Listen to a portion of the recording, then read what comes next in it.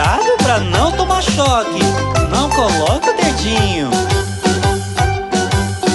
Se você vê dois buraquinhos na parede, o seu dedinho não coloque. Mas por que, vovô? Porque dá choque. Porque dá choque. Porque dá choque. Porque dá choque. Se você vê dois buraquinhos na parede, o seu dedinho não coloque. Mas por que, titia? Porque dá choque. Porque dá choque. Porque dá choque.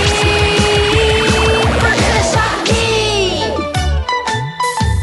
Mas agora já tem até com 3 buraquinhos. É isso mesmo. Então tomem cuidado e prestem atenção. Se você vê 3 buraquinhos na parede, o seu dedinho não coloque. Ah, mas por que, vovô?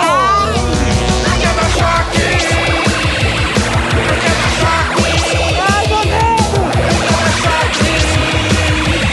Porque dá choque.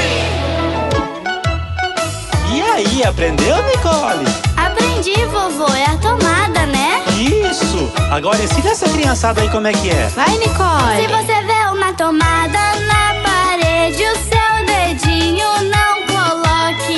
Mas por que, Nicole? Explica aí. Porque dá choque. Porque dá choque. Porque dá choque. Porque dá choque. Não coloque! Porque dá choque. Porque dá choque.